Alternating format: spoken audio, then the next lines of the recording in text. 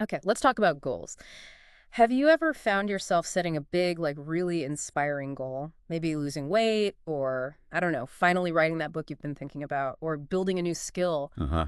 All the time. And then, that initial burst of motivation just fizzles out and you feel kind of stuck. I think a lot of us have been there. Oh, absolutely. It's incredibly common, that feeling, that moment when the big picture just feels, yeah, too big, too far away maybe, and you just lose steam. Exactly. And that's precisely why we're doing this deep dive today. We're looking into Atomic Habits by James Clear. Now, Mm. people often see this as like a productivity handbook. Right. But you mentioned something interesting earlier that it's maybe less about productivity and more about reshaping our actual identity. Could you unpack that a bit for us?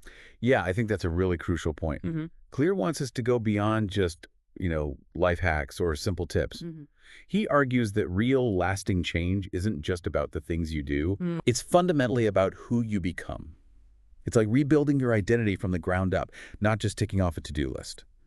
So our mission here Yeah. in this deep dive is to really get under the hood of how these tiny, almost insignificant daily actions, The Atomic Habits. exactly, the atomic habits, Yeah. how they can literally reshape your future, create real, profound transformation. We're going to explore some maybe surprising facts and give you some really practical strategies to use that power.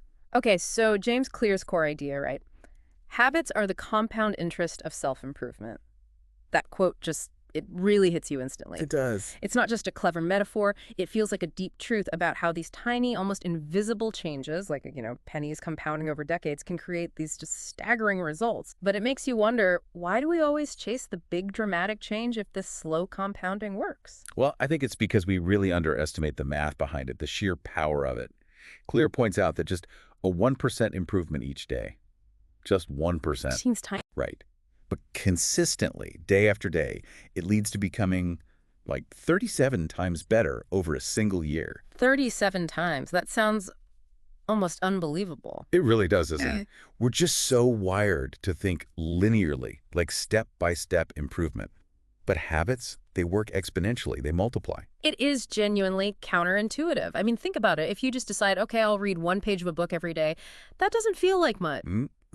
Easy to dismiss. But do that consistently, and suddenly you've read, 12 books in a year, or like walk for just 10 minutes a day seems insignificant. Totally. But that adds up to 60 hours of walking over the year. Those little actions feel so small in the moment, and I think that's why we often just brush them aside. But the cumulative effect is just huge. And this really highlights how our minds are sort of programmed to go for the big gesture, the heroic effort. Yeah. I mean, how many times have I personally said, okay, this Monday, I'm going to start running 5 miles every single day.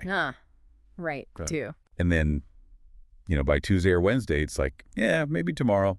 We fall into that trap, believing we need these huge changes or some massive surge of motivation to get big results. But the reality is different. The truth, yeah, is that the big results actually grow out of those small, consistent, almost unnoticeable steps, day in, day out. Okay, so if these tiny actions are so powerful, how do they actually become, automatic? How do they get so ingrained? Clear talks about this thing called the habit loop. Ah, yes, the habit loop. It's like a universal 4-step cycle that all habits follow. Can you walk us through those steps? How does it work? Sure, it's actually quite elegant. It starts with a cue. That's the trigger, basically. So imagine your phone buzzes. That's your cue. Okay. Then comes the craving. That's the desire or motivation linked to the cue. You hear the buzz, maybe want connection or information or just a distraction. Right, the why behind the action. Exactly. Wow. Following that is the response. That's the actual habit, the action you take, like grabbing your phone and checking Instagram. Got it. Cue, craving, response, and the last one. And finally, the reward. That's the satisfaction you get from the action. You feel updated or entertained, or maybe just less bored for a second. And that reward tells your brain, hey, this loop was worthwhile. Let's remember it for next time. And when that loop repeats, When it repeats enough times, it just becomes automatic. It's wired into your brain. That's how habits are formed, neurologically speaking. so thinking about that loop, what's the really crucial takeaway for us? If we're trying to build a good habit, or maybe more importantly, break a bad one, given how deep this loop gets. Well, if you want to build a good habit successfully, the key is controlling the cue. You need to make that cue really obvious, maybe unavoidable. Like putting your running shoes by the door. Exactly.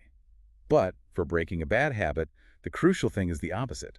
You need to make its cue in double. Just take it out of your sight line. If you don't see the trigger, you're way less likely to fall back into that old pattern. It really comes down to designing your environment to support your intentions, not fight against them. Okay, that makes a lot of sense. Environment is key. Now, we've talked about the mechanics, the how, but you mentioned earlier there's this one idea in the book that many people feel is its most powerful contribution, like a real game changer. Yes, I think it is. What's that core philosophical shift Clear proposes for personal transformation? Okay, so he argues this. Don't focus on goals. Focus on who you wish to become. Say more about that. It sounds subtle, but it's a profound shift in perspective. So instead of saying, my goal is to run a marathon, which is, outcome focused. Right, focused on the finish line. Exactly. This approach suggests you shift your identity. You start thinking, I am a runner. It changes the entire foundation of your motivation. It moves from chasing an external achievement to embodying an internal belief. Wow. So the emphasis really shifts to becoming the type of person who just naturally does those things, rather than just forcing yourself to do things to hit a target. Precisely. When your identity genuinely shifts, when you start to truly see yourself as a runner or a writer or a healthy eater, the habits tend to follow much more naturally. Because it aligns with who you are. Yeah, it taps into this really deep, innate desire we all have to feel proud of who we are or who we're becoming. And that's a much, much stronger motivator in the long run than just achieving some distant goal. It feels less like a chore, and more like just living authentically. Okay, I can see why people find that so powerful. It reframes everything. It really does. And to help us actually do this, James Clear gives us his 4 laws of behavior change. You can think of this as your practical toolkit, really, for changing any habit, building good ones, breaking bad ones. A toolkit, I like that. And the laws themselves are deceptively simple, but they're incredibly effective when you apply them. Okay, let's dive into them. Let's start with building a good habit. What's the first law? First law, make it obvious. Make it obvious, what we talked about with the cue. Exactly. It's about physically arranging your environment to prompt the behavior you want. So yeah, keeping your workout clothes right there in plain sight, or maybe put your journal right on your pillow so you see it before bed. You're making the cue impossible to ignore. Ties right back to controlling that cue. Precisely. Yeah. Okay, second law, make it attractive. Attractive. How do you make, flossing attractive? Good question. It's about pairing the habit you want to build with something you already enjoy doing. Clear calls it temptation bundling sometimes. Okay, give me an example. Like, after I pour my morning coffee, which you enjoy, I will meditate for 1 minute. Or only listen to my favorite podcast while I'm exercising. You're basically using an existing pleasure to pull you towards the new habit. Makes it more appealing by association. Got it. Leverage something you like. What's third? Third, make it easy. And this one is so crucial and I think often overlooked. Why is that? Because the advice here is to start incredibly small, like ridiculously small. Don't aim for that hour-long workout on day 1. Just do, say, 2 push-ups. 2. That's it. Yep. Or don't try to write a whole chapter. Just write 1 sentence.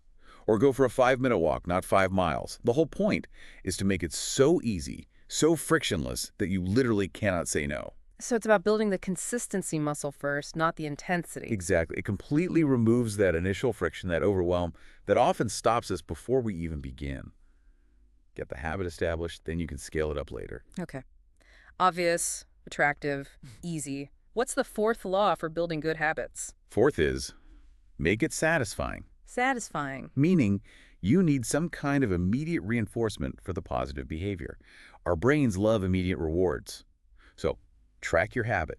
Put a check mark on a calendar. See the streak growing. Celebrate even the tiniest wins.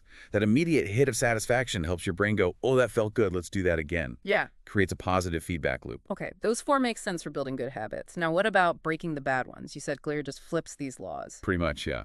He inverts them. So first, to break a bad habit, make it invisible. The opposite of obvious. Exactly. We talked about this with the cue. Turn off those distracting phone notifications. Get the junk food out of the house entirely.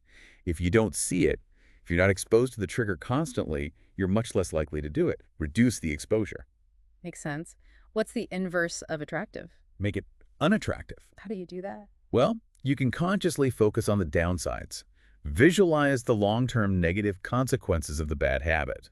Or, maybe more powerfully, remind yourself of that better identity you're trying to build. Ask yourself, does doing this align with the kind of person I want to become? Making the negative consequences feel more immediate or highlighting the identity conflict can be a strong deterrent. Okay. Invisible, unattractive. The opposite of easy must be. Make it difficult. Add friction to the bad habit. Make it a hassle. Like locking distracting apps on your phone? Perfect example. Or hiding the TV remote control in another room. Or like you hear about people putting their alarm clock way across the bedroom so they have to physically get out of bed to turn it off. Same principle. Add steps, add effort. Right. Increase the friction. And the last one, the inverse of satisfying. Make it unsatisfying. Find a way to make the immediate consequence of the bad habit painful or unpleasant in some way. Accountability is a big one here. Share your goal and your progress, maybe publicly or with a friend you trust. Having an accountability partner, someone you have to report back to. That social pressure can be really powerful. Nobody wants to admit they failed or let someone down. It makes the failure immediately unsatisfying. Okay, those 4 laws, both ways. That's a really practical framework. It really is. And there's a great practical tip he offers that uses these principles called habit stacking. Habit stacking. Yeah, it's brilliant because it leverages habits you already have. The formula is super simple. After I current habit, I will new habit. Oh, right, like anchoring the new thing to something automatic. Exactly. So maybe after I brush my teeth, current habit, I will write one sentence in my journal, new habit. Or after I take off my work shoes, current habit, I will immediately put on my running shoes, new habit.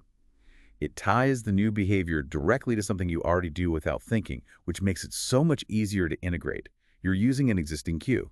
That's really clever. Okay, this connects to another key distinction Claire makes, doesn't it? About goals versus something else. Yes, goals versus systems. Mm.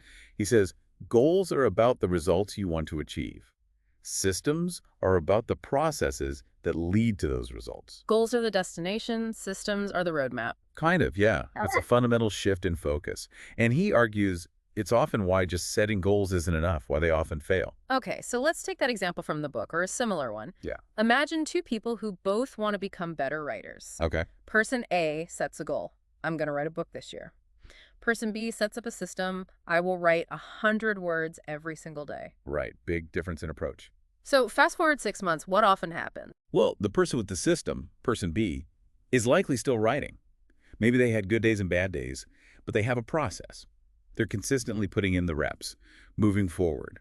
Person A, the one with just the big goal, they might still be staring at a blank page, maybe feeling overwhelmed by the sheer size of the write a book goal, perhaps waiting for inspiration that never came.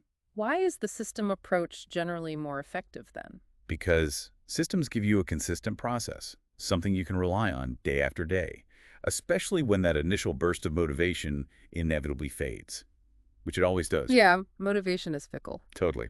Systems kind of automate progress. They ensure you keep moving forward regardless of how you feel on any given day. Yeah. They focus you on the actions, not just the distant outcome. The goal tells you where you want to go, but the system is what actually gets you there. Okay. Systems over goals. That's a big one. Now, sometimes our habits, especially the bad ones, feel like they're driven by something deeper, right? Like unseen forces, emotional triggers. Oh, definitely. Clear talks about this too. Think about reaching for snacks, say, whenever you feel sad or stressed or bored. Guilty. Yeah, me too. The book prompts us to ask, in that moment, what am I really craving here? Is it actually the chips? Or is it comfort? Is it maybe just a break, a distraction? You have to kind of peel back the layers and figure out the underlying need the habit is trying to meet. And once you identify that deeper craving, what then? Well, then you can consciously try to replace the old, unhelpful response with a healthier alternative that still addresses the underlying need. So instead of grabbing the snacks when you feel stressed, maybe you could, I don't know, take a short walk, call a friend, or even just write down what you're feeling for a few minutes. So you're still meeting the need for comfort or distraction, but with a better action? Exactly. You're addressing the root cause, but swapping out the response. Now, this takes practice, obviously. It's not instant. But understanding that trigger craving link is incredibly powerful for changing those emotionally driven habits. There's that really compelling real-life example from the book about this, isn't there? The woman who started walking. Oh, yeah, that's a great one. This woman started walking for just 5 minutes a day. That was it, 5 minutes. Super small. Make it easy. Totally. And her initial goal wasn't even weight loss or fitness, really. It was just to show up, to become the kind of person who doesn't miss workouts, Focusing on the identity. focusing on the identity. And months later, that tiny, ridiculously easy, consistent habit. It had completely transformed her body, yes, but more importantly, it transformed how she saw herself. Her identity shifted. It wasn't about the size of the initial action at all. It was the consistency in the identity change it sparked. That story really stuck with me, too. Yeah, it's powerful, and it really challenges that common idea that success is all about having more willpower or motivation than other people. Right. Clear makes this powerful point. Successful people don't necessarily have more willpower.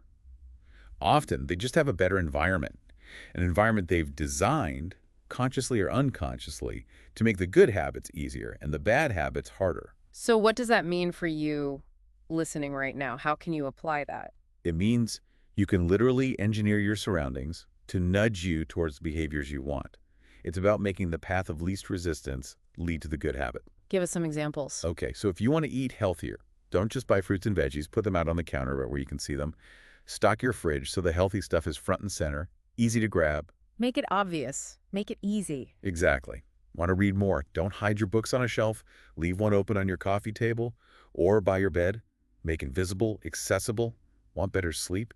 Get the screens, the phone, the tablet, the TV out of the bedroom entirely. Make the bad habit, checking your phone, invisible and difficult. Precisely. You're designing your space to support the person you want to become. You're making the right choices the easiest choices.